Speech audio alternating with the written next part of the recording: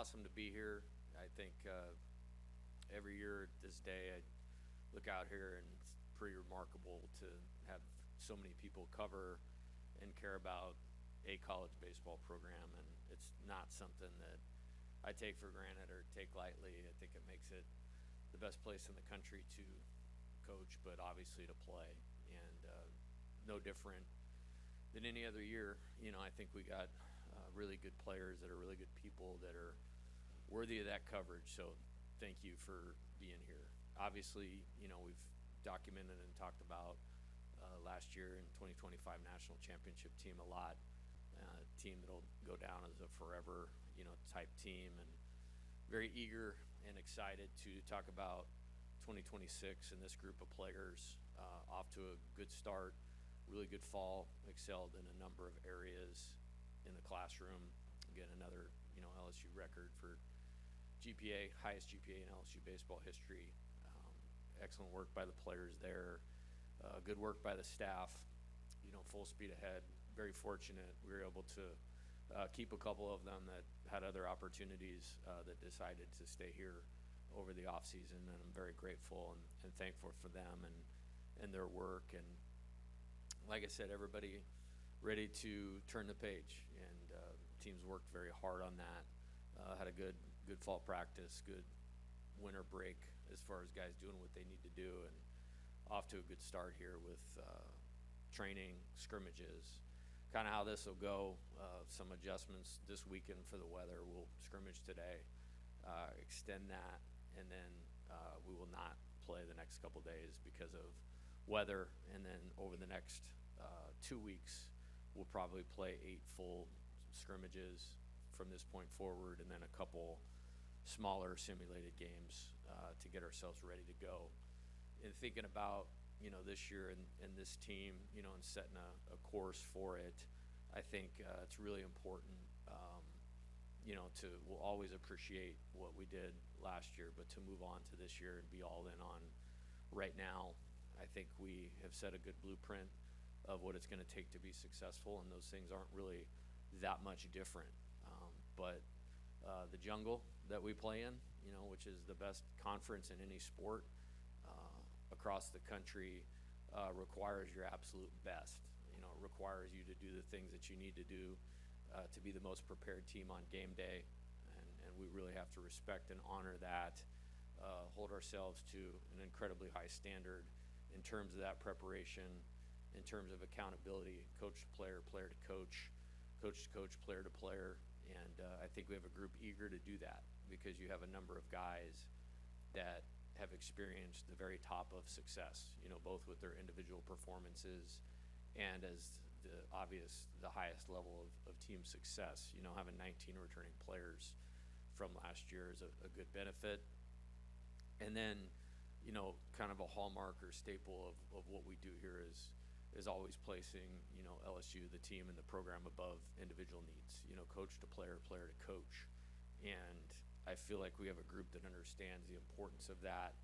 And by doing those 3 things of honoring the process, holding a really high standard, and team over me, I think we have the right blueprint. And then it comes down to playing good baseball.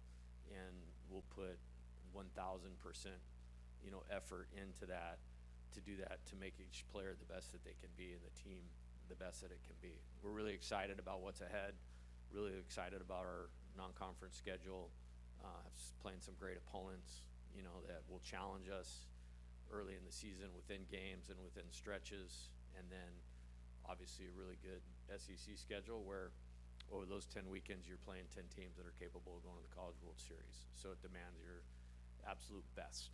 And so excited to get going, and definitely ready to roll. Jay, you come off of a national championship and then had the next year. Now you have another national championship. What did you learn from the year after the national championship the first time to maybe apply those lessons to this year's team? I've been asked that a lot, and I don't think either situation is really comparable. And what I mean by that is, after the 23 national championship, we set a record for the best baseball league in the country of sending players to pro baseball, and it was a very new team.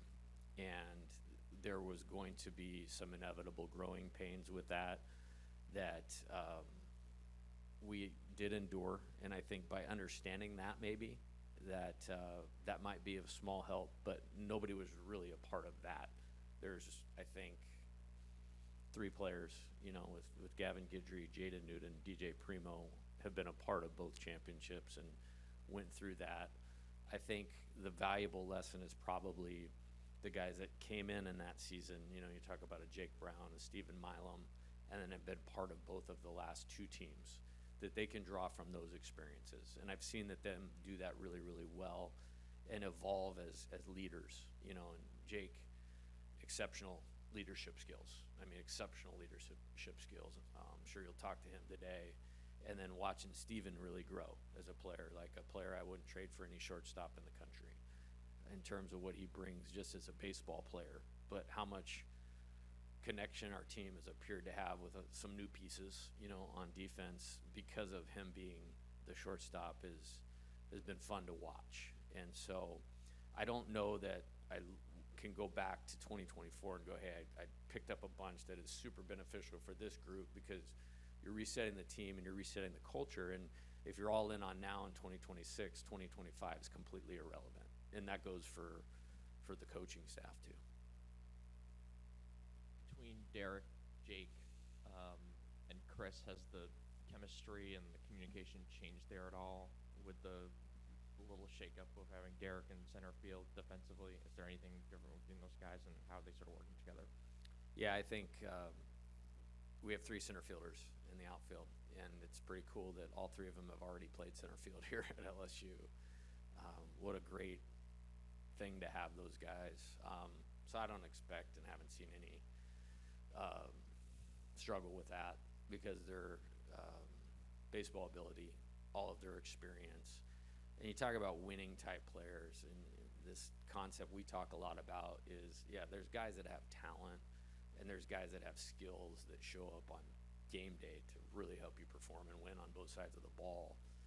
And those 3 are at the top of it. I talked a lot about, last year's team being a team you could coach forever. Like, those 3 guys were a big part of that, very Jay Johnson type players, if you will, or winning type players. And they're doing great. And I think all 3 of them are better today than they've ever been at any point in their career. Hey, Coach, back right. Y'all added Justin Bridgman this year as the Director of Player Development for Defense. That was obviously a big part of y'all's run of the championship last year, was solid defense. What are you hoping he brings to the team? Yeah, hiring Justin was a luxury. Honestly, very thankful. He is a phenomenal human being, first of all.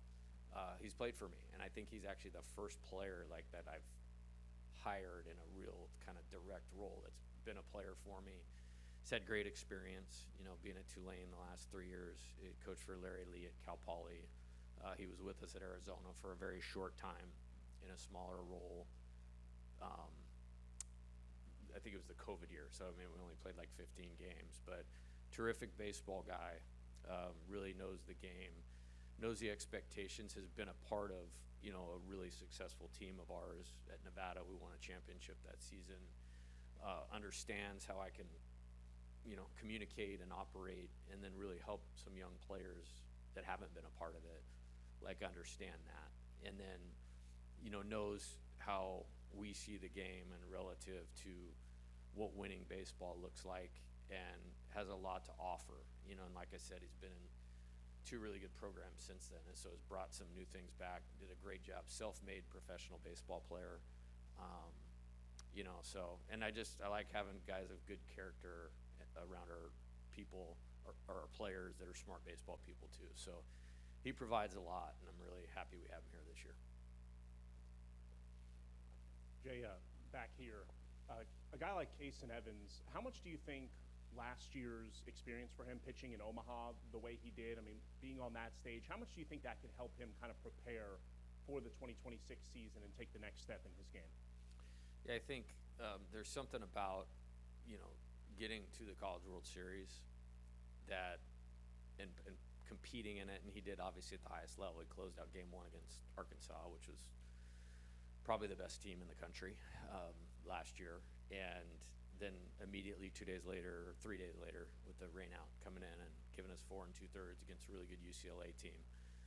He was up in the bullpen in the 9th inning, with a 2-run lead and the tying run at the plate, maybe a hitter or two away from coming in the game to close it out to win the national championship. So I think all those experiences can help.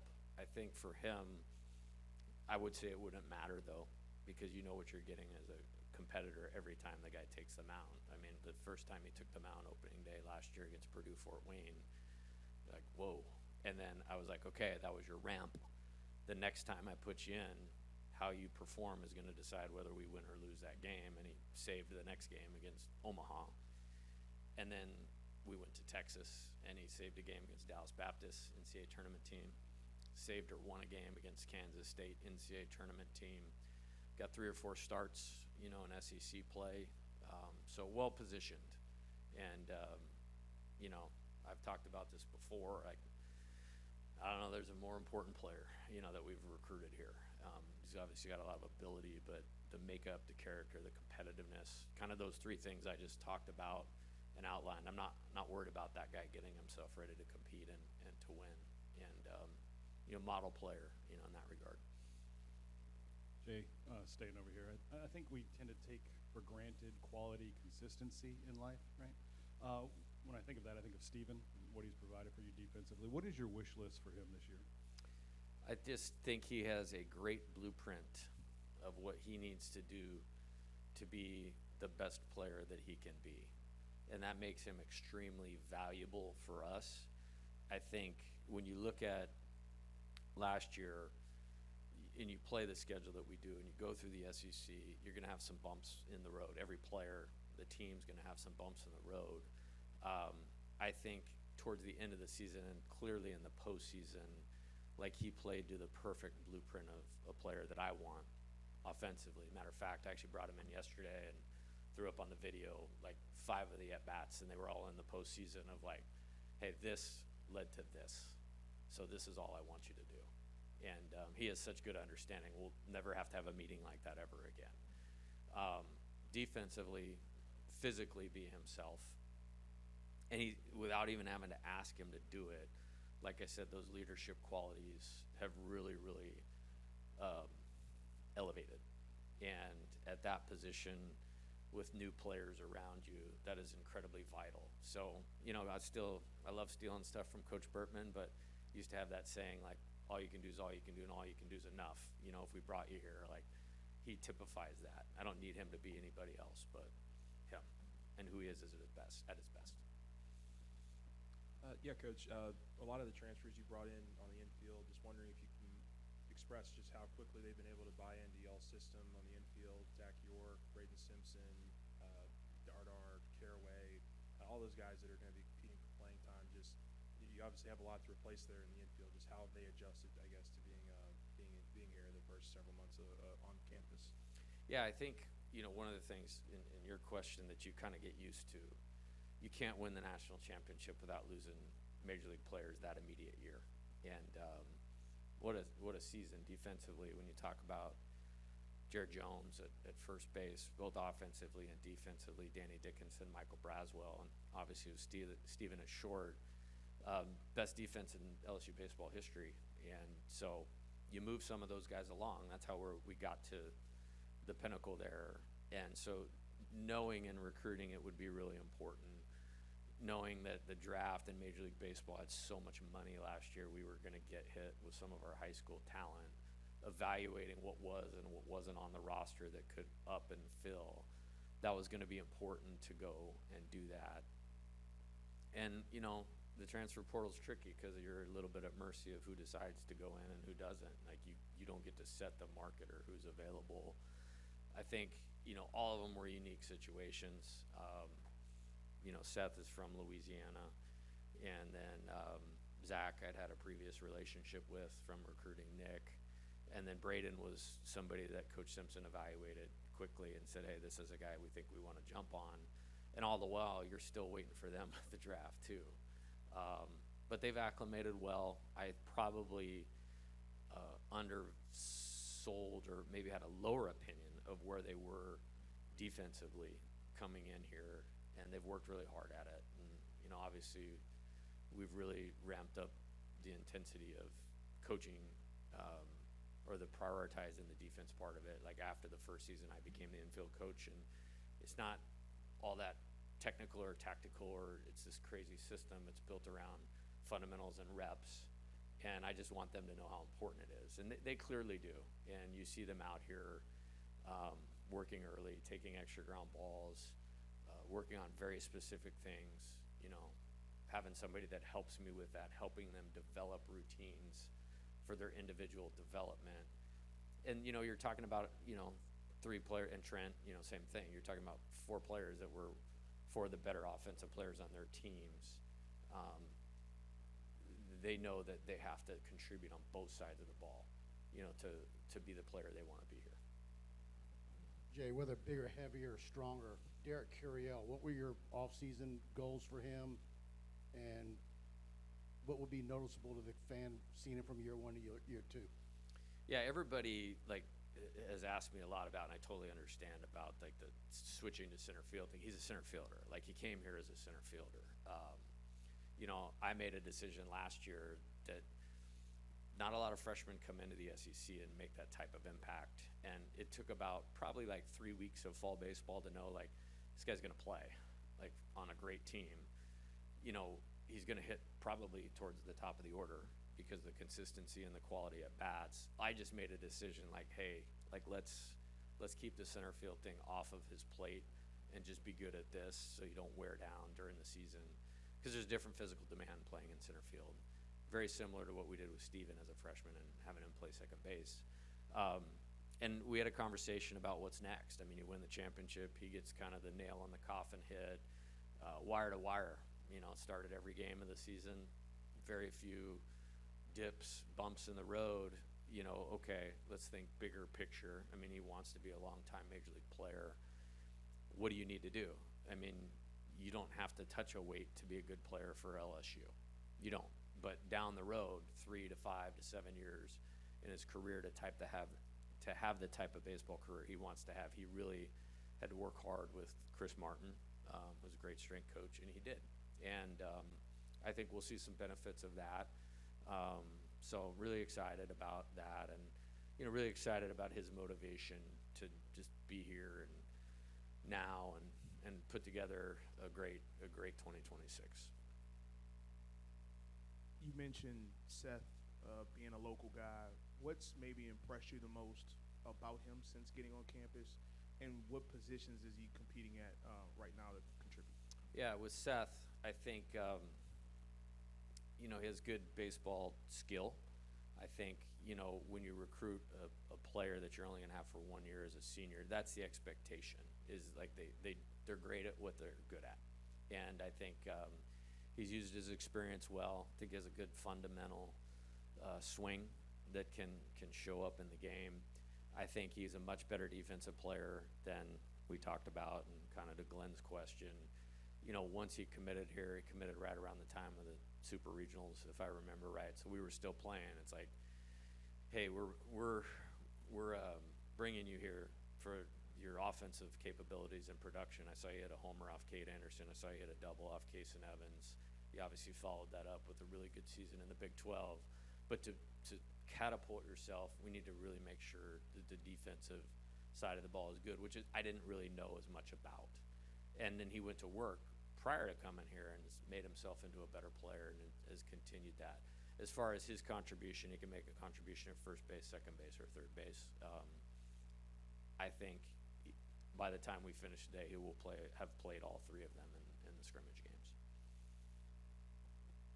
Coach, with Maverick Rizza, he seems more, I get just comfortable with his delivery. Everything seems more streamlined. What went into that this offseason, and were there any sort of changes to his delivery at all? Were you here yesterday? Yeah.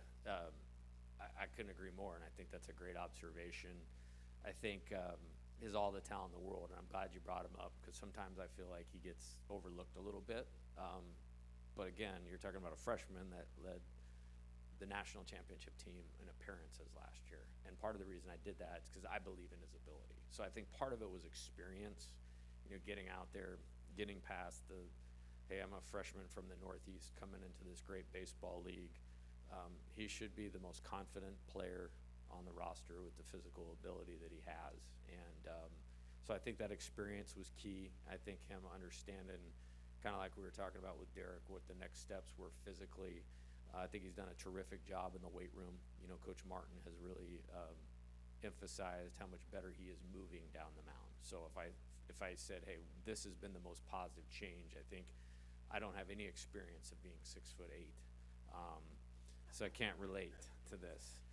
But to really know what he's doing in the weight room and how that would translate to moving well down the mound with his delivery, I think he's got that together. So you're seeing, efficiency, misses are small, command is really good, and the secondary stuff is better as well. And talking a little bit about like his evolution and maturity, I met with him a few days ago, and he's like, I want to extend a little bit. And I was like, okay, like talk me through your thought process. And it was like, I want to be the same pitcher when I don't feel as good, like in the third or fourth inning as opposed to just the first inning. And I thought it's just hyper awareness from a super talented guy that's like put in the right pieces together to be the best that he can be. And I think, I don't think he's going to be a huge part of what we're doing this year. Jay, if it makes you feel any better, I don't have any experience being 6'8" either. William Schmidt goes 7-0 his freshman year. What were the lessons for him from a season like that he was able to put together his first time here? And then I guess the second part of that is, what's the hope of the potential role he could carve himself out for this team this year? Yeah, I think very valuable experience. And again, you have to have something to make a positive contribution at a program like this as a freshman, and he certainly does. And I thought he did a great job not making it too big when we put him out on the mound early in the season last year. He has tremendous physical ability. When you talk about 4 pitches, the capabilities that he can throw 4 pitches with. I think what sometimes, and this is why being a college baseball player is so important, and getting challenged and getting outside your comfort zone and coming to a place where the talent kind of measures up to you, you learn the important things. The small things are really critical. Stealing a Kobe Bryant thing of never getting bored with the basics. I think you take a guy like William, who probably overwhelmed everybody for 2 years at Catholic High, you might not understand why the midweek bullpen is important, or the lift after the outing is important, or going back and reviewing, the game and taking the next step forward and improving as the season goes along. I think he did a really good job of absorbing all of that, and I think he's very well positioned to take a step in his growth and his maturity. And I think one of the things I want to do well at is help the players build self-awareness, and then help them put the puzzle together. And I think he did a really good job of that. I really like how he threw the ball yesterday. I really like how he threw the ball last week, and is just like Maverick, is going to be a huge part of the success of this team. And it could be, his role is, he's capable of it being whatever he wants it to be, and he's going to have the opportunity to go get that. Jay, people look at this program and say, well, they're all this. They've won 2 of the last 3 national titles, and you got all these great players and stuff like that. How much do you want these players to build off of that, or to feel confident based on that, or do you want them to think they've accomplished nothing to this point, or some mix of the two? It's a really good question. I pay attention to coaches a lot, and I was listening to, or I just saw a clip of Ben Johnson, the coach of the Bears, talking the other day, and they obviously had a terrific season, and that was a really entertaining game. I think it was last weekend that they lost. Somebody asked him about building on that success this year, and he talked about starting over. Like there is no building off of that, and the NFL is different, obviously, than college sports. But I thought it was very insightful, and I want them to, understand where they're at, and the high standard, and that's why one of the things for us this year is hold the standard, and it means something different when we say hold the standard. Like, obviously, you look around here, everybody knows what that is from a results standpoint, but hold the standard of high level of accountability, honoring the process, team over me, and being totally focused on right now. And there's not one game that's going to have direct value from last year in this team's success this year.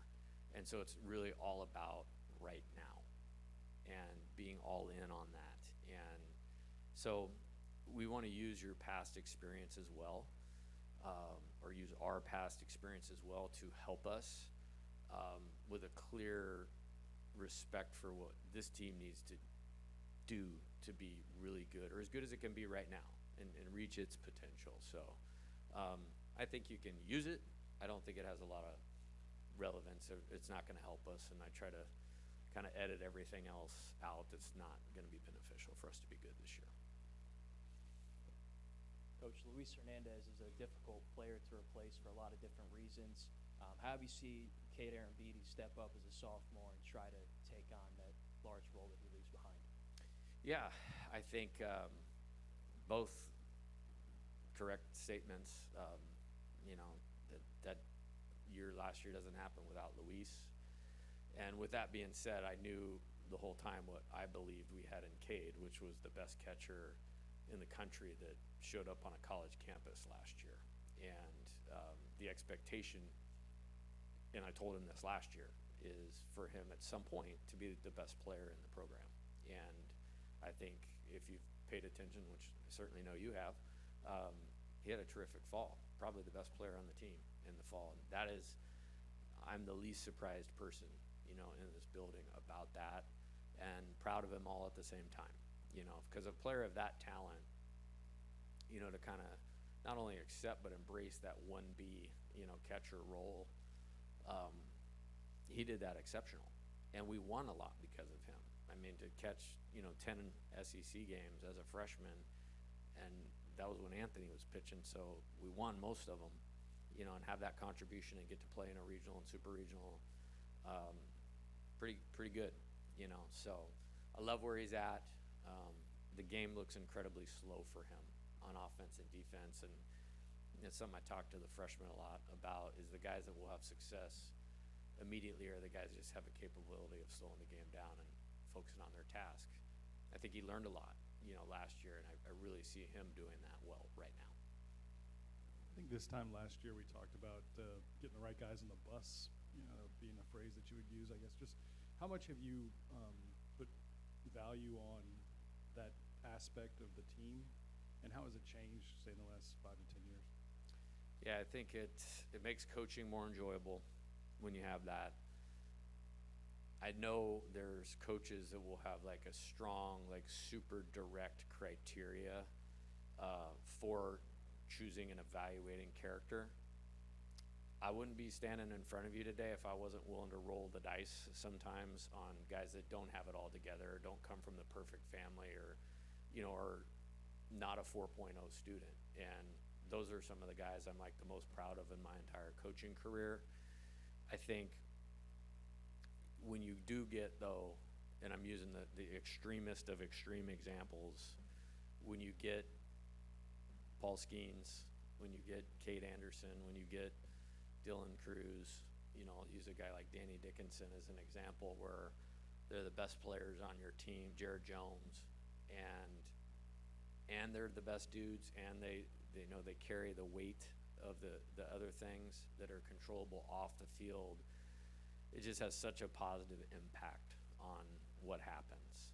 And I think, again, I don't know what it means for wins and losses and those types of things, but to see Jake Brown, to see Chris Stanfield, to see Casan Evans, to see Cooper Williams, Gavin Guidry, William Schmidt take the lessons, of being a part of a team that was full of those kinds of guys, and know that they're important and do their part now to translate that or pay that forward, that's a big deal. And so it is a priority. I don't think there's a perfect scenario or blueprint for it. I would say we hit the lottery last year in talent and character, especially with the guys that we got out of the portal. and it paid massive dividends. And so we know that it's important, but I think you can get yourself in trouble with just running one lane. There's certain non-negotiables, but I do feel like we have a team full of good guys. I think their challenges are going to be different. And, I like the starting point of, being able to meet those. Coach, Gavin was a very good, reliable arm for you out of the pen for 2 years. He misses last year because of the back injury. Just talk a little bit about his rehab process, how his mindset was through that, and what is his role and expectation going to be for this season? Yeah, he threw 3 innings yesterday, fully himself. Thought he threw strikes, really liked the pitch mix. You are correct when you say I believe in him a lot. That's why he pitched in the role that he did. You guys have heard me talk at length. Some of the best pitching in our program is always going to be in the bullpen, and I thought he served that well in 23 and 24. I thought he did a great job last year handling the adversity of that.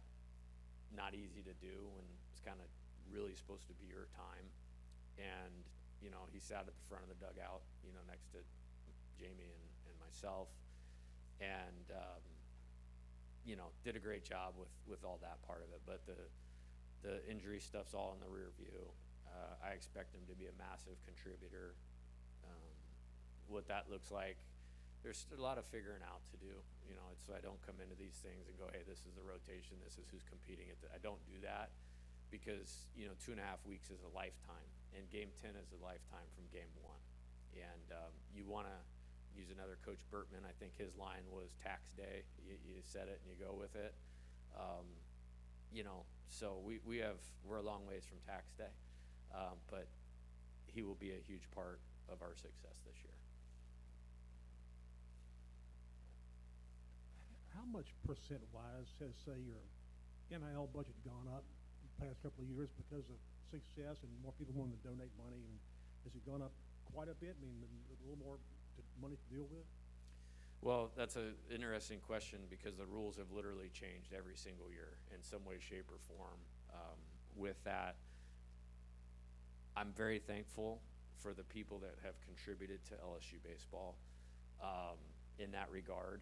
You can't survive without them.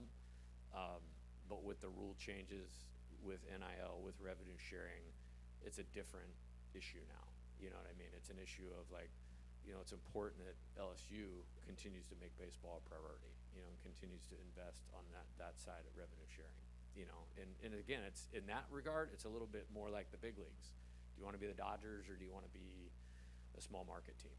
And schools are going to decide kind of the sports that they want to be good in. Relative to the NIL thing, I think one thing that in this new landscape that helps us a little bit is this stadium's full. 500,000 people come through it on a yearly basis. So the players have a marketing, there's actually a marketing value to them.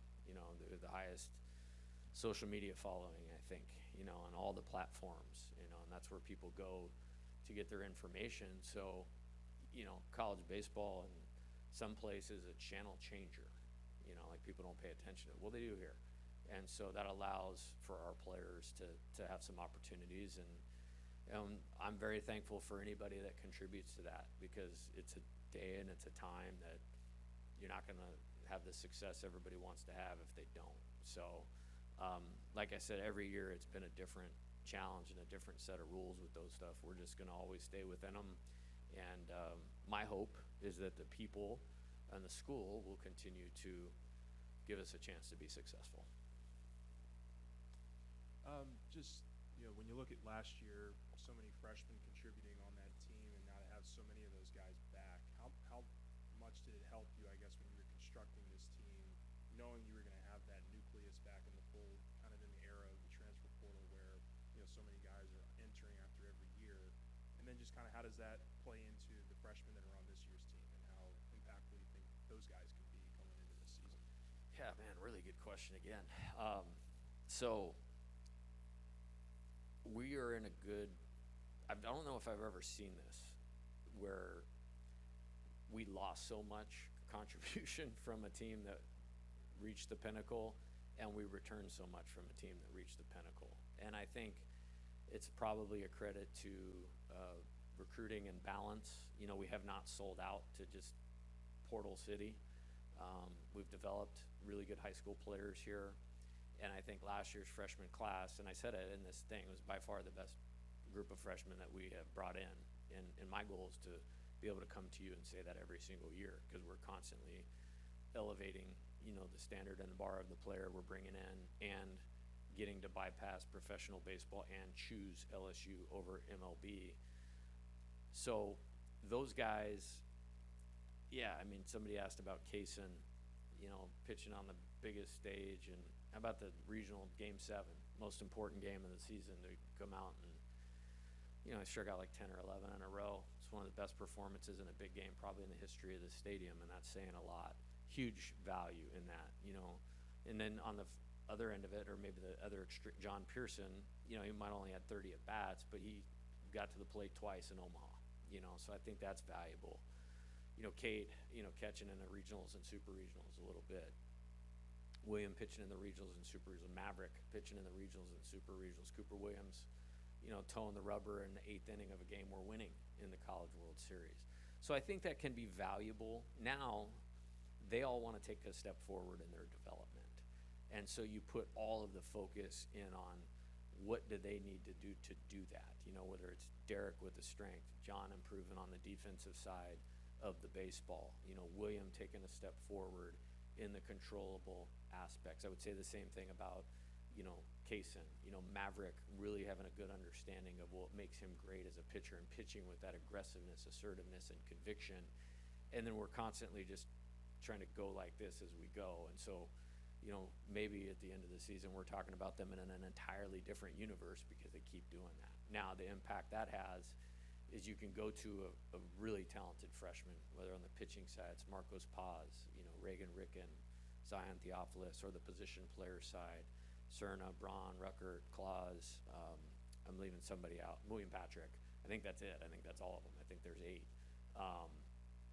And understand, like, kind of how this can go here for some of the best guys. You know, it's like, it's great when Derek Curiel or Casan walk in the door and do that, but those are few and far between. I was telling somebody on the pitching side of things, the only guy in the entire league since I've been here that I think's gone wire to wire, freshman to junior year as a starter, is Drew Beam from Tennessee as a pitcher.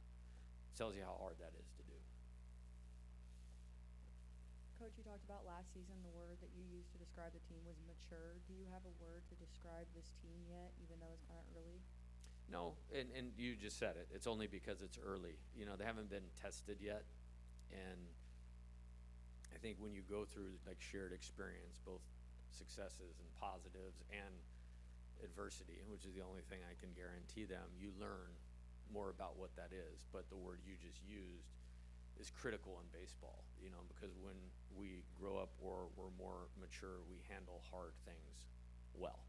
And you don't know that. And they're going to have to do that. You know, when you look at the schedule, is our success will be determined by not letting small things bother us or distract us or take us off target. And so I would love for you to ask me that question, you know, 35 games into the season, and it's a team of men, not a team of boys. Coach, with John Pearson, it seems like he's definitely trimmed down and changed his body a good bit. So what was sort of the process throughout the offseason? How has that sort of paid off for him already? Yeah, I wanted him to go play because of the role he had on last year's team. So he went to the lacrosse loggers in the Northwoods League probably for about a month. I mean, left Omaha, went and straight there and played. But then that part of it was going to be key of, you know, his physical conditioning body to be in the type of player that he wants to be. So he came back like around August 1st, got going with Coach Martin, close attention to his diet, and it was the ability to be able to move easier and better, which helps him defensively and helps him offensively. I think he's improved. Still think we got some work to do there, as he would tell you, but definitely trending in a good direction. Took a couple really good at-bats yesterday. So I'm excited about his improvement, and he can definitely help our team, you know, in some capacity. And like I said, there's a lot to still be sorted out. And I don't think it will be one of those teams, and you guys have probably gotten used to this, it's not a straight line where opening day is this is what it's going to be, in the national championship game it looks the same. Last year we used a lot of players and a lot of pitchers, and that's probably as close as I've ever had it from day one to the end of the year. But he's going to contribute to the team, and I'm excited about that improvement that he's made. Jay, I think you have a couple of guys back that may have hoped last June to be drafted. So for a guy like Cowan, Stanfield, maybe Jaden Newt, like how have you seen that sort of fuel their off season to get ready for this year, and what sort of leadership aspects do you think they'll take with this team in terms of being able to tell some of their teammates that, well, we hope to have been there, didn't quite get there, so this is what we hope to get out of this season? Yeah, that's a really good question too. You guys are in midseason form today. So that's a very unique dynamic. It's a really unique dynamic, and very unique coming off of a season like last year where you won a national championship, and all three of those guys played in the College World Series and had what I would call a significant role on a national championship team. The pro baseball thing, it's really hard to predict. My entire staff was telling me last year, there's a good chance we're going to get Chris back. And I'm like, no, we're not getting him back. He can play center field. He led the SEC in doubles. His speed, defense, energy shows up every day. He really improved as an offensive player. I would draft Chris Stanfield. So you guys don't know what you're talking about. I'm glad I was wrong. I was totally on board with him going because that's what he wanted to do. Now, I was kind of shocked. I mean, draft ends 20 rounds. I didn't see that. And then so I had shot him a text. I was like, let's talk in the morning. And before I could even get a word out of my mouth, Coach, I can't wait. I'm excited to come back. Let's go get after this thing again. And I just, I'll talk a lot about these guys. Like, that dude is, super important to me. I love Chris Stanfield. So, it's selfishly, not just because of the baseball contribution, I'm in a lot better mood because he's back in that locker room. Zach Cowan, and I think we all appreciate the things that make Zach a great pitcher. He's incredibly intelligent, too. He is very smart. And, we had a plan going into the draft. So the day of the draft, I remember I was watching my nephew play in Little League All-Stars, and I'm standing out in the outfield, and, I'm talking to Zach on the phone, hey, let's just go over this. What's the plan? I would just want to be on the same page. And he laid it out, and he stuck to it. And we're lucky to get him back, and very thankful for that. And same type of thing. We've taken some things that made some small, working adjustments with him to get him to another level, to not only be good for us, but have a good career in baseball after this. And then Jaden, it's been like this. He got hurt at the very worst possible time, right before a season for a pitcher, and the injury that kind of takes you out for 2 full seasons. Made his way back, made a positive contribution, but it was I'm proud of his self-awareness of not yet. I need this year, and to come back is awesome. And to be in position to graduate from LSU for him is awesome. So I think they're all in a great mindset. He's starting for one of the teams today. They're all in a great mindset. And I just, like I said, the coolest part about this job is the relationships with those guys. And I would have been happy and proud if they went along, but I'm in a better mood because they're all still here. You talked about strength and Derek getting bigger. What is, when you sit down with him and come up with a game plan like you do with every player, what's the next step for him? What do you want to see from him individually to be better than he was last year?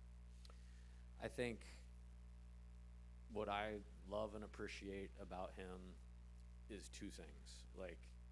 Loves baseball, and I don't know that I've ever had another player. I think this is probably where him and Dylan are the most comparable, that are as focused and as competitive in the batter's box.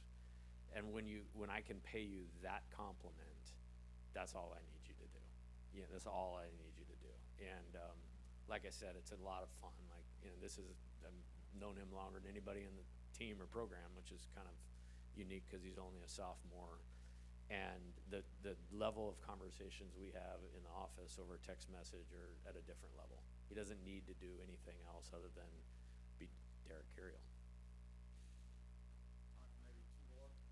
Hey, Jay, can you speak on the challenge of facing teams from the ACC, Big 10, Big 12, and the Live Like Lou Gehrig Classic? Yeah, I love those tournaments, the peak events tournaments. They do a great job running them. I think when they started out, and we played in them twice at Arizona, is they want to make it feel like an NCAA regional, if you will, and in terms of caliber of teams, you know, of game 1, game 2, that type of thing. And so we have, you know, a deal with them where we played in Round Rock a couple years ago, Frisco last year, Jacksonville this year. I think there's good value. This is a really good schedule. Like, you know, I don't think we had a very good non-conference schedule last year. There were some circumstances beyond our control that we kind of landed on that, and I take responsibility for everything. But this year, that's not the case, you know. And you know, look at Indiana. You know, they won the football championship. How about that, by the way? You know, I was listening to their coach was on MLB Network the morning of the football championship game, and he said like they've had more freshman All-Americans than anybody in college baseball in the last 4 or 5 years. Always have big physical, strong players. I remember, you know, when I was at San Diego, we played them, and Kyle Schwarber was hitting balls off the building in our outfield. So they always have a good team. Notre Dame, never played Notre Dame before, but Coach Stifler, he coached Ben DePaul when he was at VCU before he transferred here. So Ben, who's still with us, has given us some good insight about the brand of baseball that they play. And then Coach Wallace at Central Florida is a really good coach. And Coach Lopez, a great recruiter. I actually talked to Coach Wallace one of the times we had a staff opening about possibly coming here. So I expect them to be like really good, and I don't think they had the season they wanted to in Big 12 play last year. I know they're really motivated. So I think it's great challenges, and it's not just that. I mean, we got some Kent State, you know, great midweek team. Milwaukee has a really old pitching staff, like all their innings are back. Creighton, you know, in a midweek here. Northeastern, I think, was like 47-9. I think Mississippi State beat them by 1 run in a regional to eliminate them before the championship game last year. Sac State, Reggie Christensen, he's one of the best coaches in the country. So, and then obviously all the in-state teams on Tuesday that, you know, they come in here that this is the deal, you know. So we're going to be challenged in the non-conference schedule, and so that's all these stuff that I started with. The mindset piece becomes so important, and why it is great to have, you know, Derek, Jake, Steven, Chris, Cade, you know, Tanner Reeves, all those guys with that experience back is really helpful. Coach, this is something we asked you about after the national championship, the success y'all have had with the transfer pitchers, obviously Skeens, Ian Singh, Jump. Cooper Moore this year in from Kansas, he's thrown pretty well, obviously, in the fall and so far in the preseason. How do you envision him following their paths to success here? Yeah, I think he was probably the most successful pitcher on our team in the fall relative to results. I thought he had a good outing on Wednesday. He's going to be at the front of this thing. He's going to throw a ton of innings.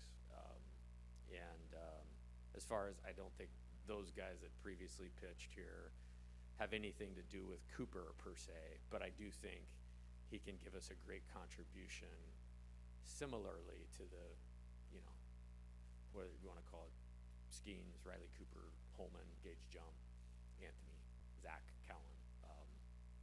He believes in himself. He's got the right kind of ability and disposition to be really successful here.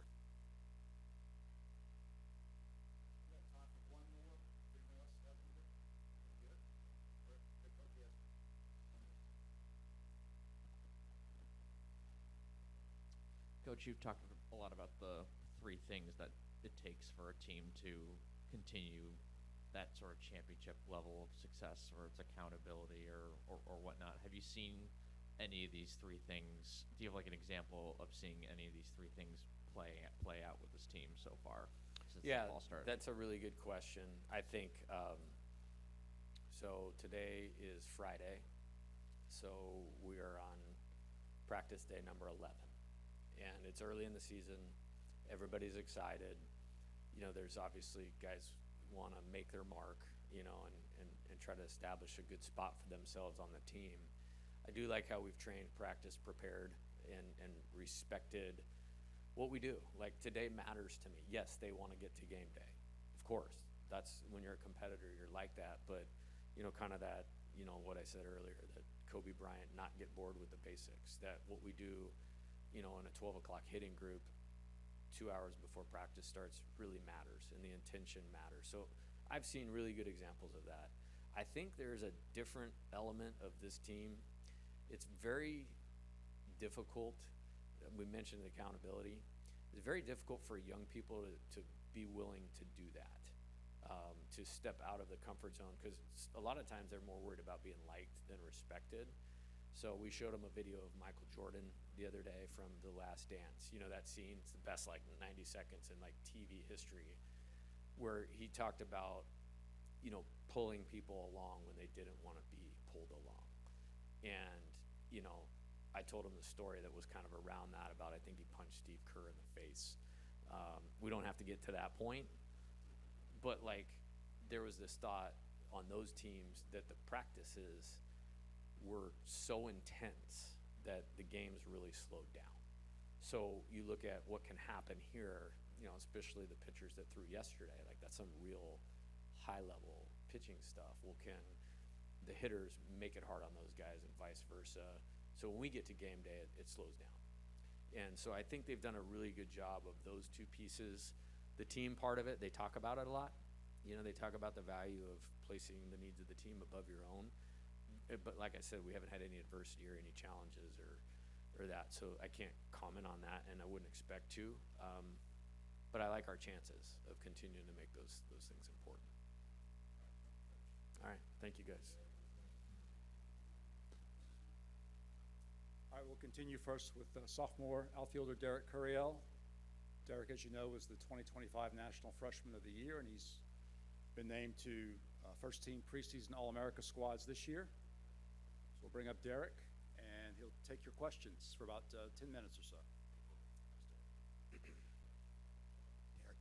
Derek, right here. Jay talked about the weight room with you and trying to get stronger. I'm interested to know, what is the focus for you in terms of overall as a player, and how important was it to try to get stronger in the weight room, and what progress have you seen? For sure. Bigger, faster, stronger is the biggest thing for me this offseason.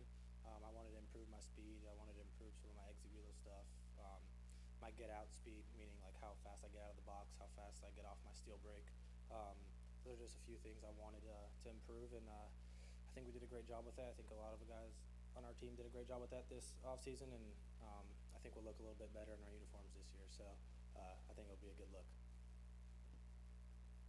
Derek, back here. How nice is it for you that this entire outfield returns, and how does that kind of, make things easier for you as well? Yeah, it's huge. To have Chris Stanfield back and Jake Brown means a lot. We're all very close friends. We hang out a lot, and 2 years together now.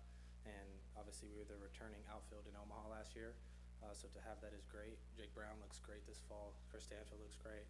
I think we're going to do a really good job this year, and to be able to just have that trio back, a lot of chemistry in the outfield, and I think we're going to track a lot of balls down and do some damage at the plate as well, and be able to score runs. Yeah, just over here, just getting adjusted back to being out in center field. Just how long did it take before it felt just like normal again, and just how maybe have you worked to improve as a defensive center fielder than maybe the last time you played when you were in high school? Yeah, it's felt comfortable since day one. Since day one out there on the box, me being back in center. I played center my whole life in middle school, high school. That's kind of where I play. And last year I played left field, and I love that. Now it's something I have under my belt. Now I can also play left field for any team. And to do that for the LSU Tigers last year was really cool. But now I get to be the center fielder, and that's something I always wanted. I always wanted to come here and play center field like Dylan Cruz. So now that I get to do that, means a lot. And we're working on a bunch of stuff right now. We have the biggest center field of any school in the SEC, so being able to cover those gaps are going to be a lot of fun. Derek, Jay talked about recruiting you and kind of having conversations with you in your freshman season about playing left field and maybe taking that center field pressure off your plate. I guess now that it's in your rearview mirror, was that beneficial to you? Do you feel like that was the right move for you to make as you kind of got acclimated to college ball? For sure. I think for the longevity of my career, I think that's going to be very beneficial for me. Last year was beneficial for that team, and I was willing to do anything in my power to be oh my bad, I'm losing my words right here, to be helpful for my team, my bad. But any role he wanted me at is what I was going to do, and since it was left field last year, I took ownership of that role, and I think I hit the ground running with that. But now that I get to be back in center field, I think it's going to be great. Coming off your freshman season, now being a veteran and being a sophomore, are there any true freshmen that have kind of caught your eye or impressed you so far? I know it's early on. For sure, I think all three of our freshman pitchers. We actually have four. One of them's hurt, but Marcos Paz, Zion, and Regan Ricken. They look really, really good on the bump. I don't think I've seen three freshmen pitch that great in a long time. So to see that is really promising for the future of this program. And also guys like Jack Rucker, William Patrick, Mason Braun have done a great job hitting. So yeah, I think Coach Johnson does a great job of recruiting all the time. And every time you get a freshman class incoming here, they're gonna be pretty good. From winning a championship as a freshman, what do you feel like is the biggest thing that you learned from that journey that you can apply to chasing that goal again? The biggest thing I learned is it's a long season. A weekend doesn't dictate it, a week doesn't dictate it, a month doesn't dictate it. I mean, Coach Johnson always says 56-game playoff, which I agree with. But, I mean, we had a bad series at Auburn, we had a bad series at Texas A&M. But to be able to bounce back from that, just to see the toughness of your team, I think that's the biggest thing I learned. And last year, our motto was tough and together, and I think we showed that really well. This year, our motto's all in. And LSU over me. But I think this team has that toughness too. So I think that's the biggest thing I learned, just to stay on the narrow road and not get sidetracked with if we lose a couple games here and there, but just to make sure we keep playing Tiger baseball. Derek, Coach Johnson mentioned how important it is to slow the game down and be focused while you're in the batter's box. How do you think you've improved in that since you've been in Baton Rouge? Yeah, I think I've improved with that a lot. Slowing the game down is everything. The game wants to speed you up, and you have to do the best. You have to do the best of your ability and have a good internal clock of slowing the game down. Obviously, we have a pitch clock now, so it makes it a little bit harder. But just to use that to your advantage sometimes and kind of wind those seconds down a little bit. Take deep breaths. We work on that stuff with our mental coach here as well. Just having your mental cues and your breathing cues, and just being focused, because we work our butts off all year to be able to play this game. So when we get out there, it's kind of like playing a children's game. That should be the reward, is us playing baseball. So I don't think there should be any nervousness from us at all. I know there's excitement because we work so hard to get there, but once it's time to play, it's time to play. When you guys first met last week, I guess now, what did Jay sort of say when it came to trying to put together a team that can try to repeat as a champion and sort of maintain the success that has already been set here with 2 titles in 3 years? I'm sorry, can you ask that again one more time? I'm sorry.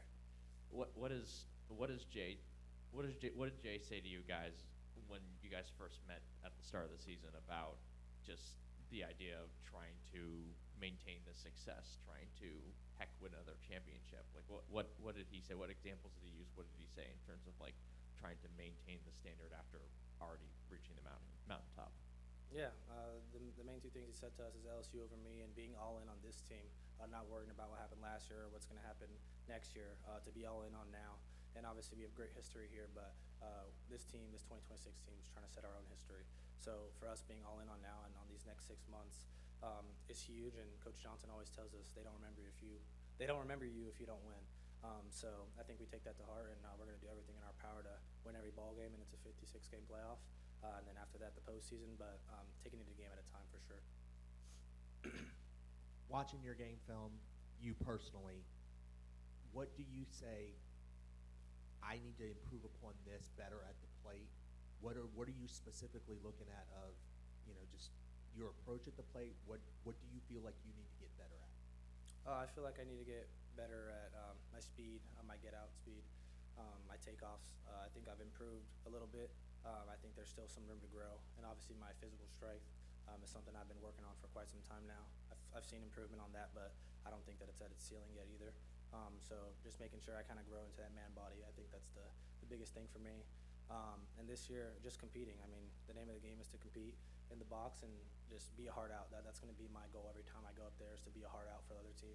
make the pitcher throw a lot of pitches and get on base for my team, steal some bases, and help score. If we score, we win. So that's kind of the things I need to do this year. We got time for two more for Derek. As the defending champs, obviously you're going to go throughout this season with the target on your back, right? How do you embrace maybe that challenge of knowing that everybody, every time that you face someone, they are looking at you as the champs? For sure. Coach Johnson kind of talked about this 2 weeks ago, kind of flipping the target around. Obviously, we have the target on our back, but he kind of said, let's put the gun in our hand, and they have the target, you know? Obviously, people are going to be coming at us, but it's for us to have the gun in our hand and go at them, you know? We're not scared to play anyone, and we trust in our team, we trust in our coaches and what we've built, so it's kind of just playing ball from here on out. Hey, Derek, just wondering what you've learned from Justin Bridgman since he's been with the team as the director of player development on defense. Coach Bridge has been great. Coach Bridge has done a great job with the infielders. I think our infielders have improved a lot. I think Coach Bendapole has helped with that as well. Coach Bridgman's a great dude. He kind of keeps it loose in the cages too. We like to have fun. He throws some good BP too. Me and him kind of have an inside joke. If I ever do a home run derby, which I probably won't, he'll be my BP guy. But he's done a great job, and I'm very happy for him. Yeah. All right, the next up will be Chris Stanfield. Chris, senior outfielder, of course, member of the College World Series All-Tournament team, winner of the Tony Gwynn Community Service Award last year. Chris will take your questions. Thank you, Chris. Hello, everyone. Thanks for having me. Chris, you're probably going to be asked this question 100 times, but the move to left field, what went into it, and what's your thoughts on it, and how's it applied itself thus far in practice? Yeah, so in July when I called Coach telling him I was coming back, he told me right away that I'd be in left, and I told him, no problem, you know, whatever's best for the team. And that's really all that went into it. I'm sorry, what was your next question after that?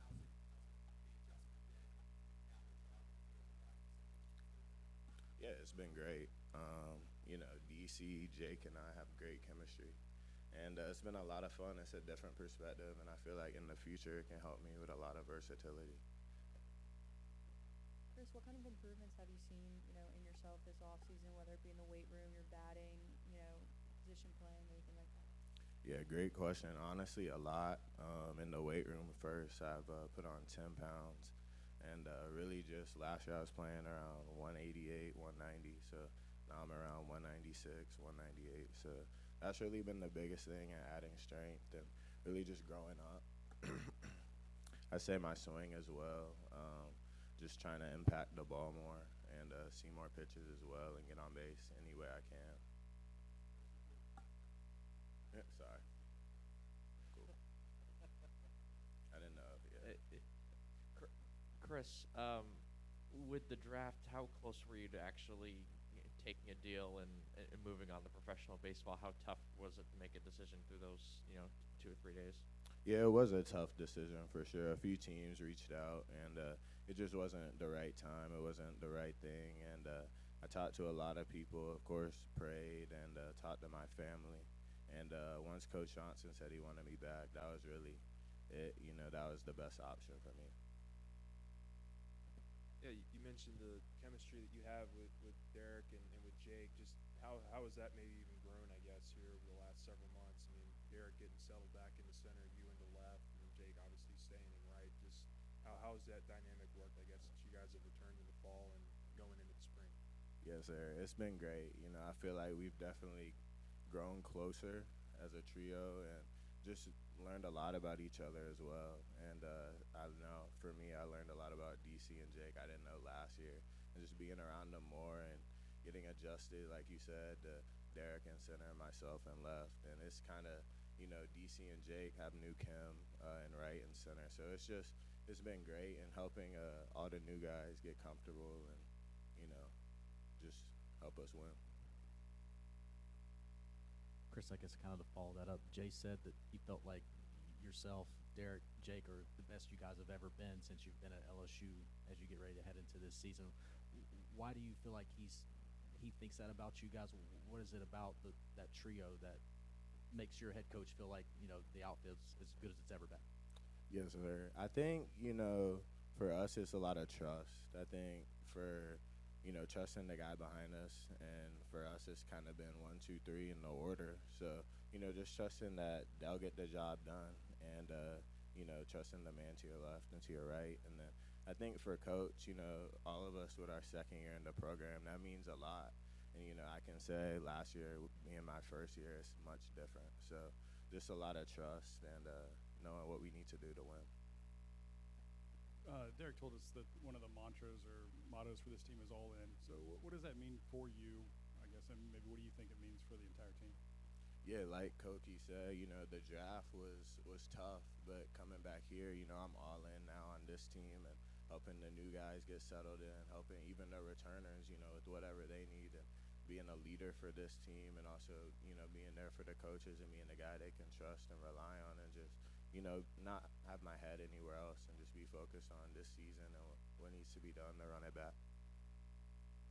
Jay's talked about 3 things in terms of the keys for this team to continue the success of last year, which includes complacency, accountability, and avoiding selfishness, right? So how have you seen those things sort of manifest, and do you have like examples of seeing that with this team so far this year in terms of accomplishing those things? Yeah, I think this team this fall, the new guys have come in ready to work, every single one of them, and that's been great. And for the returners, the same thing, holding the standards, one of our keys as well, and just not being complacent is just coming ready to work and ready to get better every day. And I think, this team's done a great job of it.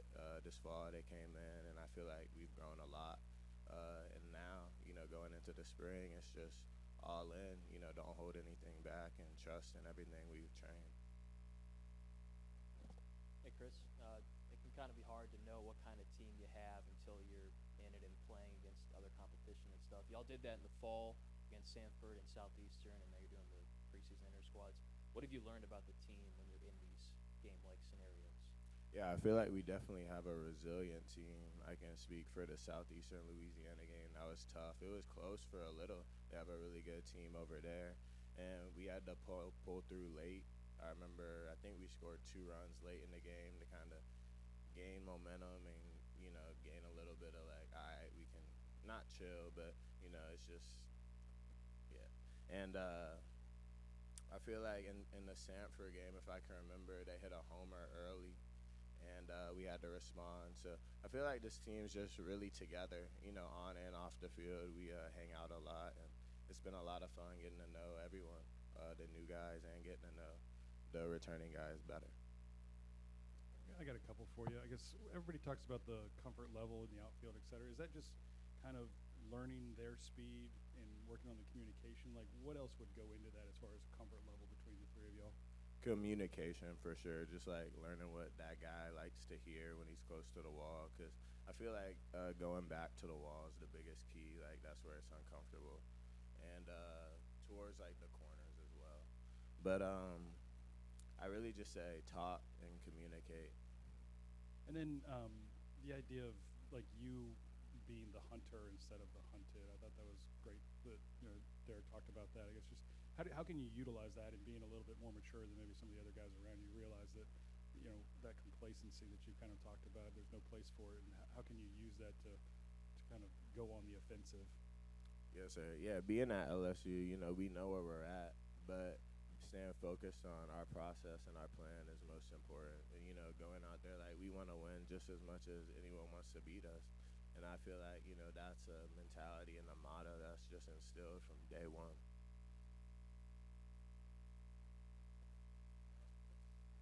Chris, you mentioned just briefly there about how every guy kind of wants to hear something different when guys are coming together. They're going towards the wall on those tight fly balls. What do Derek and Jake like to hear, like to say when you're sort of communicating out a ball, especially with Steve? Yeah. So if a ball's deep and like we're getting to the track, we like to say track. And that kind of lets us know that we have 2 steps before we have to go up and jump. Or, you kind of still have to read the ball, but once you hit the track, you kind of have 2, and then you jump.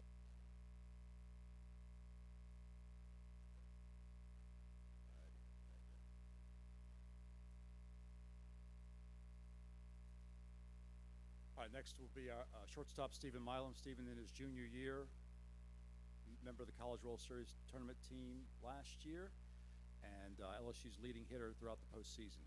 Questions for Steven?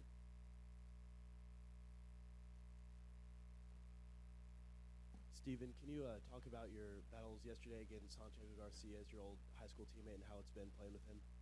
Yeah, it's been awesome. You know, two kids from Las Cruces.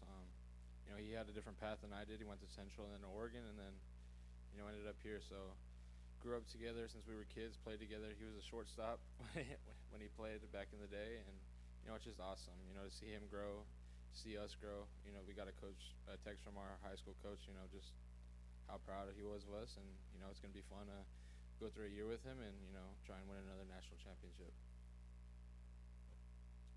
Steven, you were obviously on the 24 team that also tried to defend a national title. What did you learn from that season that you can apply to this year?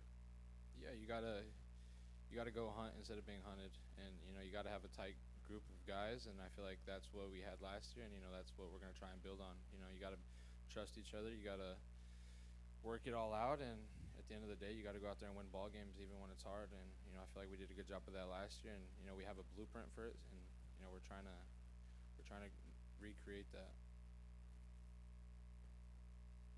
You're the lone returning face on the infield.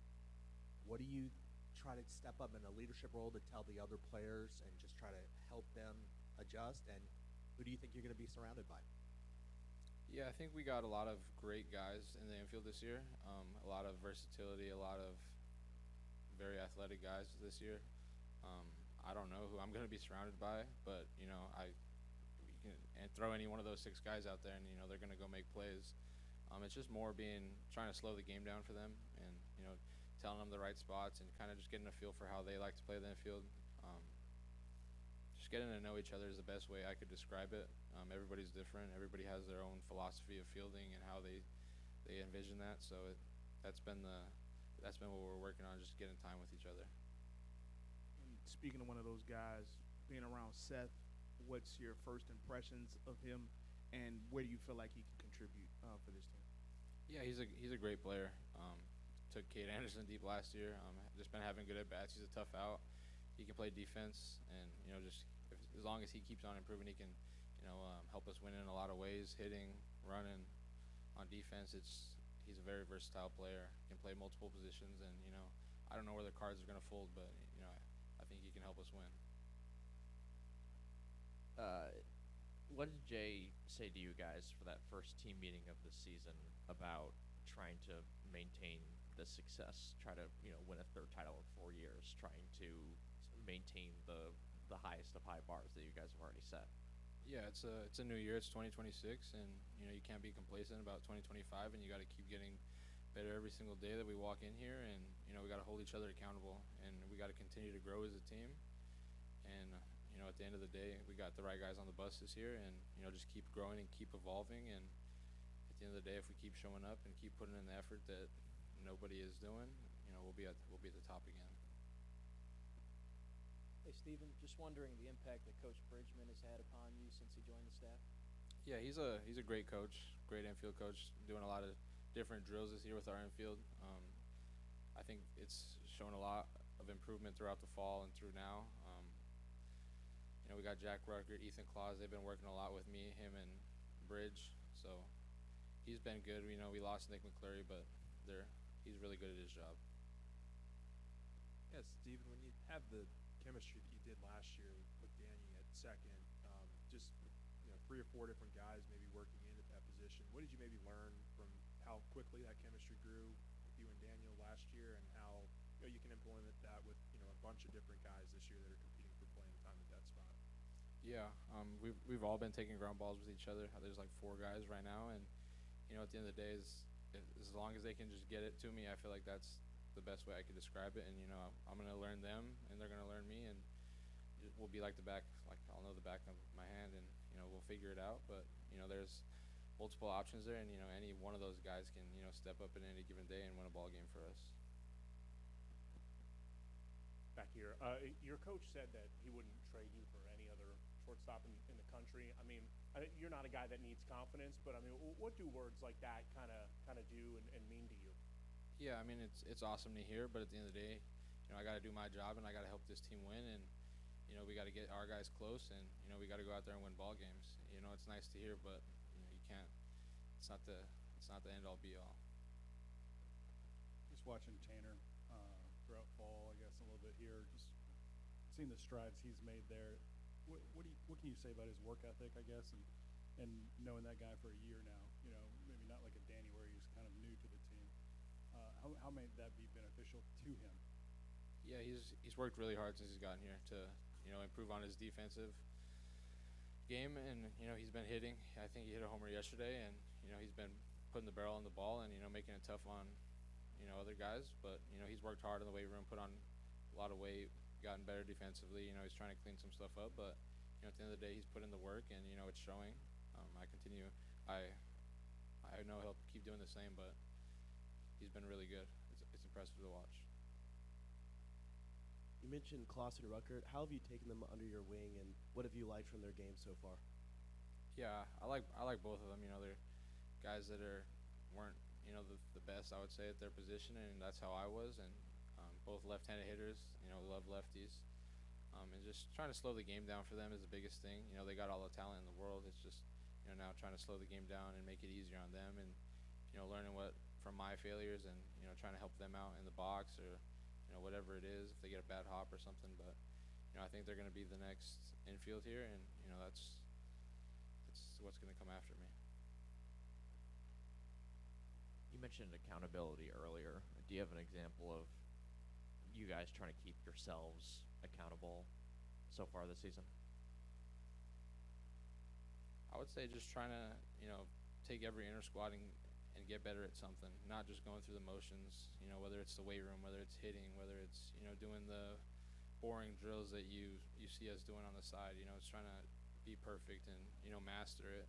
It takes 10,000 reps to master something, and that's what we're trying to do. We're trying to master this game. We're always chasing something. Jake's going to hold me accountable. Stan's going to hold me accountable. Trent Caraway's going to hold me accountable if I'm not doing it the right way, and that's how a great team wins. Steven back here. You're being from New Mexico. There's obviously another LSU legend from New Mexico. What has it been like following in his footsteps? It's been awesome. Bregman just signed a big deal with the Cubs, and it's cool to watch him throughout his career. And I wanted to come here whenever I saw that, but it's my time and my career, and at the end of the day, I want to be better than him. But he's a great, and I'll always have major respect for him. Steve, what do you like about this team so far? Like, you've been around enough baseball teams to kind of see something that makes it stand out. What do you like about it? I think we got a lot of versatility, a lot of athleticness, and speed, power. It's a fun combination, I would say. It's a lot different, but it's pretty awesome. Like, you can just throw in one guy, and you're going to get speed and power, and then you can get contact with another guy. We got a lot of ways to beat you, a lot of ways to skin a cat, like Coach Johnson would say, and that's what it takes to win at this level. You talked about the freshmen just a bit ago. Do you see kind of yourself in them being hungry and doing whatever it takes to try to get out there and get some playing time? Yeah, I do. In both of them, they're taking ground balls probably right now on the infield.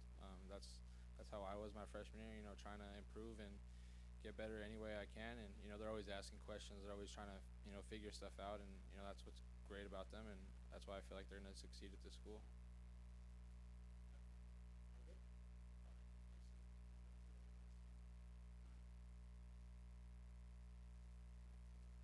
All right, next up will be junior right fielder Jake Brown. Sorry, Jake. As a sophomore, Jake led LSU in hitting at the College World Series to help lead the Tigers to the national championship. Jake Brown. I'll move this thing up. Jake, it seems I'd love to get your perspective on your 3 years in now. You came here as, Jake Brown, the left-handed pitcher. That's what everybody thought. And now starting outfielder, and you're just kind of a fixture out there. What's it been like, and just what's it been like overall, just being here in year 3? Yeah, it's been awesome. I mean, coming here was a dream for me ever since I was a little kid, and now that I'm finally here living that out, like you said, it's year 3 now. Stepping into more of a leadership role this year, has definitely been something that's not only challenged me, but I think also brought the best out of me. So being here for the 3 years, learning, meeting new people, being around all the guys every day, it's something that I wouldn't trade for anything. Y'all fielded the ball so well last year. What impact did the relationship with Derek and Chris bring to that, and how has that sort of impacted this transition with the outfield shakeup? Yeah, I mean, they're awesome people. First and foremost, they're great athletes, better people. And so being able to have the pleasure of sharing the outfield with them every day is something that I tried to not take for granted, even though we're out there every day together. And just even throughout practice, I mean, running around the outfield with those guys is something super fun. We had the majority of last year all together.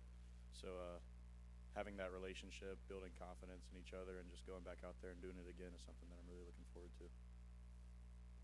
Back here, you talked about the leadership role, and you're one of the few that were here for the 2024 season and also 2025, being through, you know, the highest of highs and lowest of lows, you know, so to speak. So how does experiencing both of those seasons kind of help prepare you all to defend a national title? Yeah, the good thing about going through the rough part of 2024 is that now we know how to prevent it. And that's something that the players and the coaching staff together have aligned a way to kind of prevent that from happening. And it's just by taking measures beforehand. It's eliminating complacency. I heard Monster talking about that. Holding each other accountable, I think, was something that he also spoke on. And it's just honoring the standard. I mean, you look around, we're in not many places in college baseball have a room called the Champions Club. And that's for a reason. I mean, LSU is the golden standard of college baseball, and it's not just because of the winning history, it's because of how everyone handles their business every day.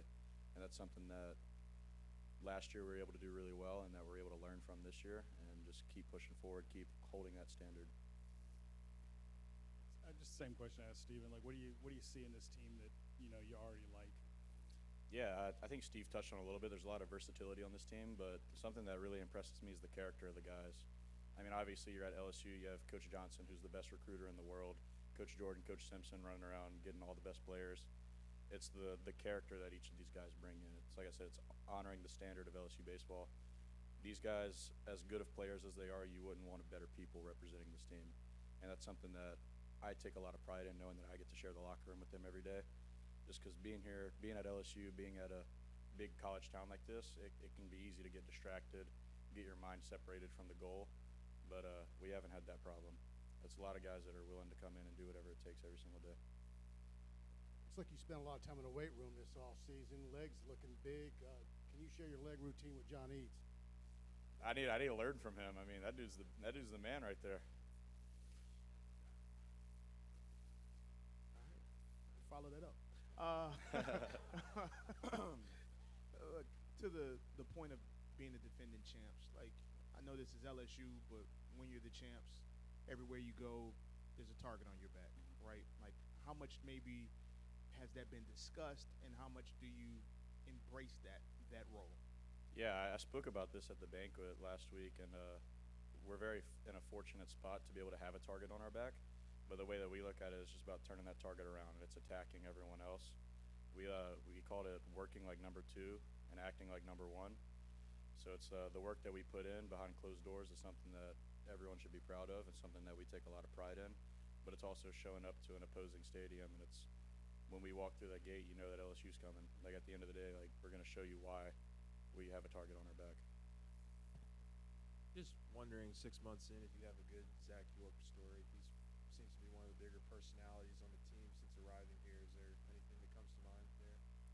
I mean, you're asking me to find a needle in a haystack with that one. I mean, that dude's a character. He does something different every day that we love. I mean, we love having him around. He's awesome for our team.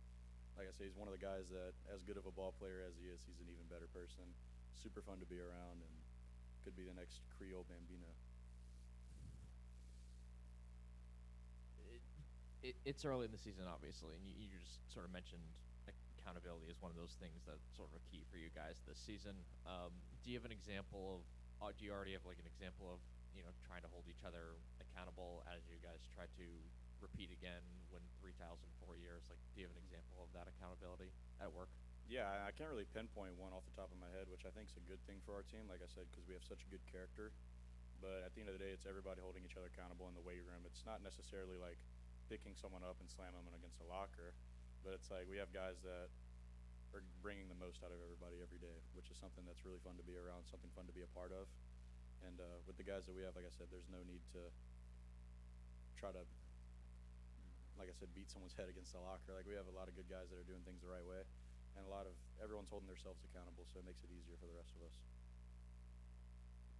Hey, Jake, I know you were close with Josh Pearson and Jared Jones and certainly many others on the team last year. When you guys go through adversity this year, you know, before y'all would look to them, I'm sure, in some respects, but obviously they're not here anymore, so now people will look to you and some of the other older players in this team. What did you learn from them that you can use when you guys face that adversity this year? Yeah, I'm glad you asked that. Jared and Josh are two of my favorite people in the world. Like, those are guys that I'm talking to every single day, even still today. And a lot of things that I learned from them is just how to separate the good from the bad. So it's just, they gave me a real insight on perspective being here. I remember at the end of my freshman year, obviously it didn't end the way that we wanted it to. Bouncing back, I mean, those are two guys that I was on the phone with often, two guys that were always there for me that I could talk to.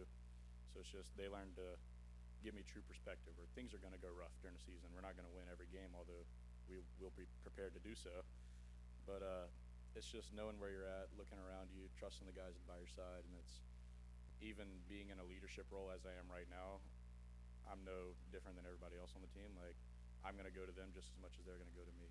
And that's what separates a winning culture apart from teams that maybe guys are scared to go to the top guy and ask them or hold them accountable or stuff like that. So we have a open, close group of people that we can all go to each other when things get rough. Jake, you said you've been wanting to come here since you were a little kid, and now with that love that you get from the student section every night in right field, how does that make the experience for you? Yeah, it's fun. I wouldn't trade that for the world. Like I said, I love those guys. They come out every single game. They're flooding right field. They're making it fun for me, making it awful for the other guy. So it's real fun to go out there. It helps me stay loose, honestly, because I'm able to just go out there, chat it up with them in between plays, and so it's keeping my mind in a good spot. But it does suck sometimes on the road. You know, some teams that we play against have good right field students too, but I wouldn't trade ours for anything. Personal areas of improvement or focus for you at the plate and in the field? What's your, I want to get better at this year? Yeah, I think an obvious one would be the left-handed pitching, and I feel like I've taken massive stride of that so far, just all the work that me and Coach Johnson and Chief have put in on that, and it's starting to show. So far this spring, I feel like I'm seeing them well. What was Jay's message to the team for the first team meeting of the year in terms of all the things that we've kind of talked about? What examples has he used to sort of drive home the points that we've been talking about a little bit in that meeting? Yeah, the main focus was being all in on now, and what that means is not just all in on this year or reaching a national championship this year. It's all in on whatever you have to do right now. And for us, that could be taking early swings in the cages. It could be putting your uniform on the right way, like just little things where you're completely present, you're super focused, and you're willing to do whatever it takes to execute the job at hand.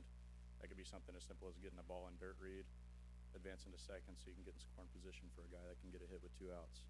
Just everything that we're focusing towards is being focused on right now. Whatever you can do. It's not getting too far ahead. It's not worrying about the past success, although we should enjoy that for the rest of our lives. It's just being completely focused, completely bought into right now. How have you seen Casan Evans grow, and what do you feel like his potential is when it comes to LSU? Yeah, sky's the limit. I mean, he came in as a freshman last fall, and I'm fortunate enough. He's my roommate. We have a really good relationship. We're hanging out every day.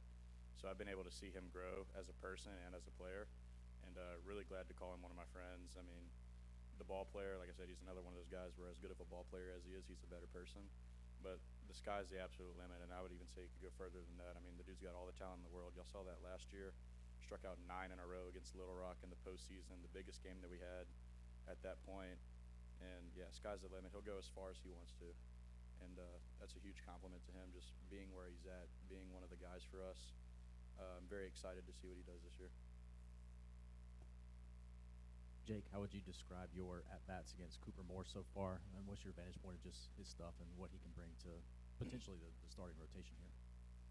Yeah, we've been kind of back and forth. I've got him a few times. He's gotten me a few times, which I think is the way that it goes at a level like this. I mean, he's obviously a tremendous talent, super good player, and really glad that we were able to get him out of the portal and keep him from going in the draft. That was huge for us. He's he's going to win a lot of ball games for us. I mean, he can sink it, he throws strikes, mixes it with different pitches. He's a real good guy to have on our team. What kind of growth have you seen out of Derek, I guess, over the last couple of years? What do you expect for him here in center? Yeah, kind of the same thing that I said about Casan. He has all the talent in the world, and the sky's the absolute limit. I mean, he put a real focus on getting stronger this offseason, and I don't know if y'all saw him when he walked in here, but the kid's gotten big. And so we're really excited to see the power production go up for him, as well as just being the hitter that we all know he is. I mean, the dude can just flat out rake. So having him out there, having him in center field is going to be new for me just because I'm used to Stanfield out there, but we've been going all fall and all spring so far at it, and I mean, he's taken up the mantle. The dude's an absolute beast, and I'm excited to play with him another year.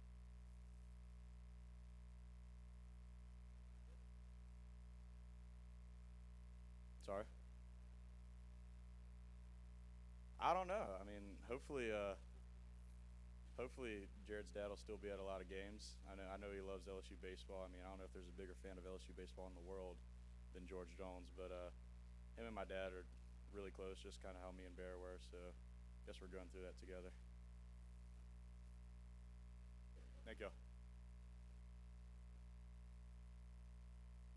All right, our final player here at the podium will be Casan Evans, sophomore pitcher. Casan, of course, a freshman All-American last year. So Casan will take your questions.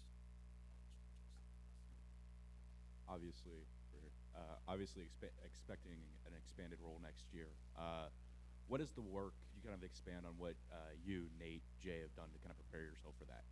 Yeah, we put in the same work we did last year. It's just the preparation, getting ready for the season. So like right now, hopefully wanting to be in the starter role. So we're trying to extend my pitches, my pitch count, all that getting in later into the game, and just seeing how I handle, going through the lineup 2 or 3 times. So that's the main thing right now. What did you learn from last year? You come in as a true freshman and shine in a lot of times. What did you learn from last year that you will make you better this year fighting for the rotation spot? Yeah, so I learned a lot from Cade Anderson. Me and him got really close throughout the season, just looking at how he went about his work, what he did to prepare for the games, knowing that he was the Friday night starter and that was the role I wanted to be in this year or next year. So I watched him really closely, and it's just preparing myself to do anything and everything, because I know it's not going to be an easy task. So just putting in the work in the weight room, putting the work off the field, taking care of my body, eating right, sleeping the right amount, all of that. So that plays a big part in becoming what I want to be. So you were obviously a huge piece in closing a lot of these games last year. I'm curious as to those high-pressure stakes, those high-pressure situations that you were in a lot last year, how that maybe helped you in kind of preparing for this new role as a starter and getting the team off on the right start, that kind of thing. Just talk about that a little bit, I guess. Yeah, being in those roles kind of helped me, deal with the nerves, because I tell a lot of people that I was more nervous on opening day when I came in after Cade than I was in the College World Series. But it's going to help me deal with the nerves if I'm a starter. And then, also just being able to get my body ready for the starts or for whatever coach needs me to do is the biggest thing. So it's going to be exciting to see what the season has to hold for us, but we're not sure yet. Casan, in terms of your arsenal, what have you been trying to refine or even add this offseason and heading into this year probably as a starter? Yeah, so we're just trying to fastball command's the biggest thing. 2 days ago I pitched and it wasn't the best. I didn't have the best outing, but if I had fastball command, every pitcher that's what they want. So that's what we're working on, and then I'm also trying to add a curveball. I added it in the College World Series last year, so we're just trying to make it better, throw for more strikes, and then it could also be a put-away pitch in the season. Hey, Casan, can you tell me about your relationship with Cade and how both y'all from the Houston area, both Houston high school legends, how y'all have been bonding off the field, but now especially as a battery mate?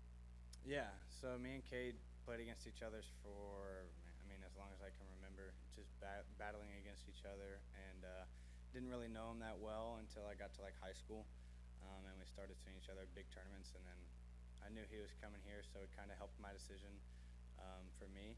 And then when we got here, we just clicked because I knew he was going to be my catcher either this year or next year. So I knew I'd have to make good friends with him. We are really close, and I think it's just going to help us that much more just because we think the same on and off the field. You know, we're trying to do the right things off the field, and then on the field it's just let's go compete, let's go get after somebody, and let's go win a ball game. Just curious, did you go off anywhere this summer? You talked about working on a couple different things. I remember talking to Paul and Cade. They both, went and saw a specialist. I think Paul went to Florida to work with somebody, or Arizona. Did you do anything like that this offseason? I didn't. I stayed at home. My main focus was to gain muscle in time for the fall, so that was my main focus. And then you spoke about the idea of mentally preparing yourself for a start. You can't replicate that really, no matter what you do, whether it's inter squads or whatever. You're not going to have that nervous energy and excitement, I guess, before a real start. So how do you go about that process, and is it something that you can only live through? I'm talking about like the waking up in the morning and the preparation of the meals, the food, the sleep, the rest, all that stuff. Yeah, I go through the same routine every time I pitch, even when I was closing last year. So, I mean, it's just wake up in the morning, get at least 8 hours of sleep. That's my main goal. And then have a healthy breakfast, healthy lunch, come to the field. And then I go through a routine before I start throwing, just stretches, some mental game stuff. So I just try to keep it all the same. And, yeah, you're correct. It's not the same as pitching in a scrimmage as starting in an actual game. But I still treat it like the same. It helps, yes. As a defending national champs, obviously you'll have a target on your back with anybody that you face. How much maybe has that been discussed, and how much does this group embrace, like, kind of what happens when LSU walks into whatever door? Yeah, so this year we're thinking about it as a new year. Coach Johnson says we're putting the celebration on pause for about 6 months to go throughout the season and hopefully get another one. So we're just, like Jake said in his interview, we're all in on now. We're just focusing on the task at hand, doing what we need to do to be the best team possible. So we're not worried about defending the title because, I mean, no one can really take it away from us. It's kind of, so we're just chasing another one. That's the main thing. Casan, could you talk about how you feel you've been embraced by the strong LSU fan base after just one season? Yeah, I mean, the LSU fan base is the best fan base out there for sure. I mean, in Omaha, first game against Arkansas, I mean, it was 50-50 on who had more fans, but you could just feel the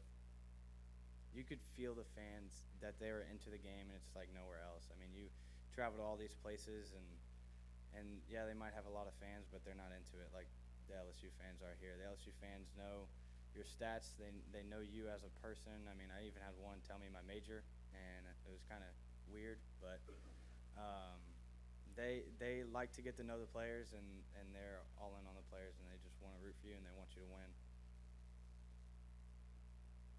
Casan, what's your assessment of Cooper Moore so far? What's he added to the bullpen, and what's something that you may have learned from him so far in the short time that he's been with you guys? Yeah, Cooper Moore is a great player and a great person. I mean, he's going to help us out a lot this year. You know, he's a strike thrower. He's probably 92, 94. Sinker, curveball. I think he has like 6 different pitches. So he brings a lot to the table, and he's going to do really well this year. And I mean, he could be in the starter role and just help us win ball games. You know, he's a player, so he's gonna help the team with whatever they need. Seth Dardar is someone that's competing for a spot in the infield just from being around him. What's been your first impressions of him? I love the kid. Seth's a great kid. I mean, he's from Louisiana, so he loves LSU baseball, even though he didn't get the chance to go here out of high school. But he sleeps, breathes LSU baseball. So he's going to do everything he can to get in that starting role, and it's going to be a grind just like every other position is. But I believe he has a chance to get it.